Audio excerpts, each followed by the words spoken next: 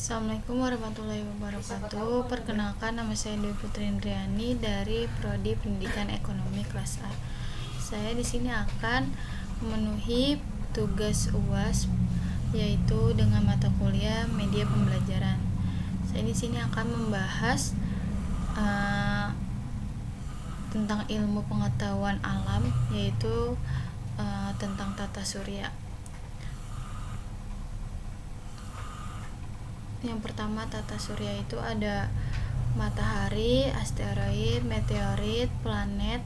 Nah, planetnya itu dibagi menjadi berbagai macam, yaitu ada Merkurius, Venus, Bumi, Mars, Jupiter, Saturnus, Uranus, dan Neptunus.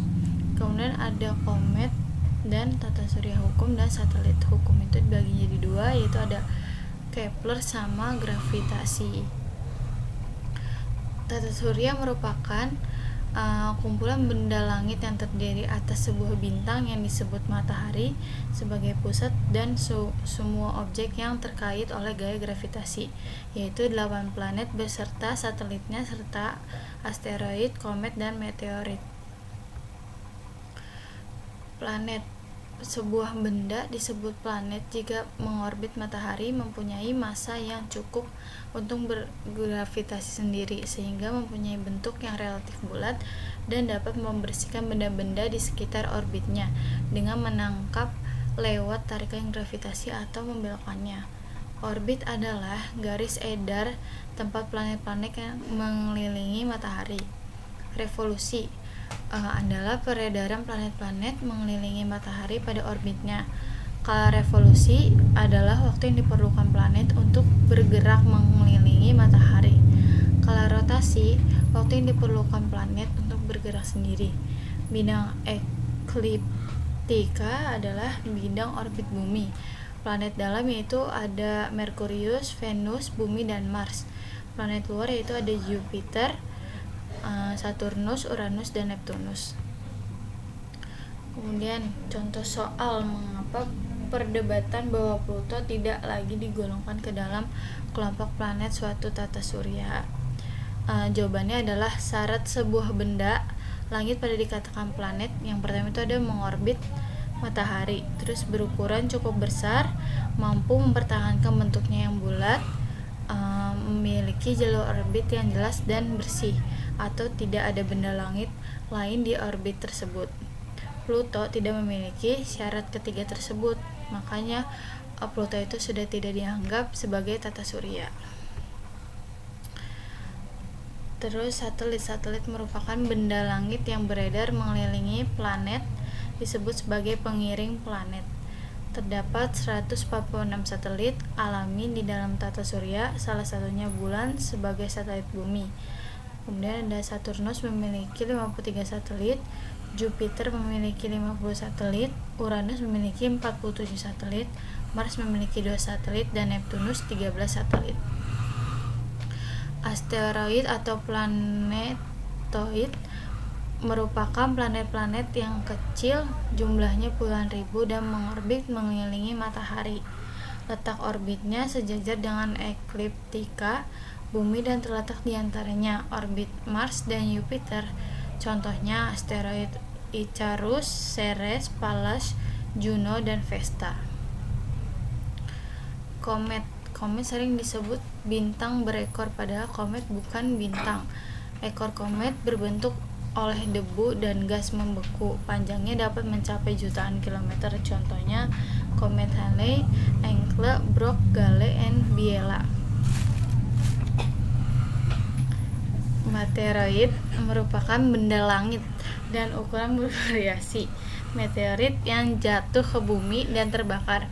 Meteorit bagian meteor yang sampai ke permukaan bumi. Meteorit ada yang berukuran sangat besar dan bermassa puluhan ton.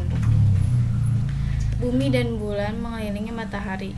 Rotasi bumi menyebabkan terjadinya siang dan malam. Bagian bumi yang terkena sinar matahari akan mengalami waktu siang. Poros bumi miring sebesar 23/1/2 terhadap ekliptika. 1 bulan Sidereis kala revolusi bulan selama 27,7 hari. 1 bulan Synodis Skala revolusi bulan selama 29,53 hari. Gaya gravitasi, gaya tarik menarik antara dua benda yang memiliki massa. Rumusnya itu F sama dengan G mm per R pangkat 2. F nya itu adalah gaya tarik menarik atau gaya gravitasi atau bisa disebut N. Terus gravitasi itu G nya itu adalah tatapan gravitasi sama dengan 6,67 dikali 10 min 11 Nm pangkat 2 kali kilogram pangkat 2. M besar adalah massa benda pertama, satuannya kilogram. M kecil adalah massa benda kedua, satuannya juga sama, kilogram. R nya itulah jarak antara titik pusat kedua benda, satuannya adalah M. Hukum pergerakan planet. 1. Nicolaus Copernicus. Matahari adalah pusat antara surya dan anggota-anggota tata surya yang lain beredar mengelilingi matahari, atau teori heliocentris. Johannes Kepler. Hukum Kepler. 1 Kepler. Orbit setiap planet berbentuk elips dan matahari terletak pada salah satu fokusnya. Hukum 2 Kepler. Di dalam jangka waktu yang sama, garis yang menghubungkan planet dengan matahari selama revolusi planet tersebut akan memiliki bidang yang luasnya sama. Hukum 3 Kepler.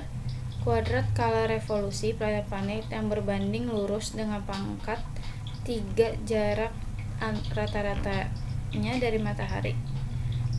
Itu rumusnya T skala revolusi planet pertama, A jarak rata-rata antara matahari dan planet.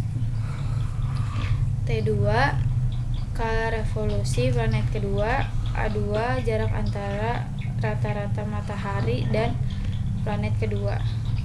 T1 pangkat 2 dibagi T2 pangkat 2 sama dengan A1 pangkat 3 dibagi A2 pangkat 3. Kedudukan matahari. Pengaruh radiasi matahari terhadap kehidupan bumi. Yang pertama adalah kedudukan matahari terhadap suatu wilayah sangat mempengaruhi cuaca atau iklim wilayah tersebut. Kedua, ketika matahari aktif meningkatkan radiasinya, maka akan mempengaruhi jumlah energi matahari yang sampai ke bumi atau intensitas insolasinya. Ketiga, medan magnetik sekitar bumi dan jumlah partikel bermuatan yang dipancarkan matahari juga dapat mengubah intensitas sinar kosmik yang sampai ke bumi. 4. Pemanasan di siang hari dan pendinginan di malam hari. 5. Adanya musim panas dan musim dingin tiap tahun. 6. Mempengaruhi pergerakan massa udara dalam bentuk angin atau lokal maupun global. 7. Ada berpengaruh pada penguapan air di permukaan bumi sehingga menjadi awan. 8. Membantu proses fotosintesis. Terus ada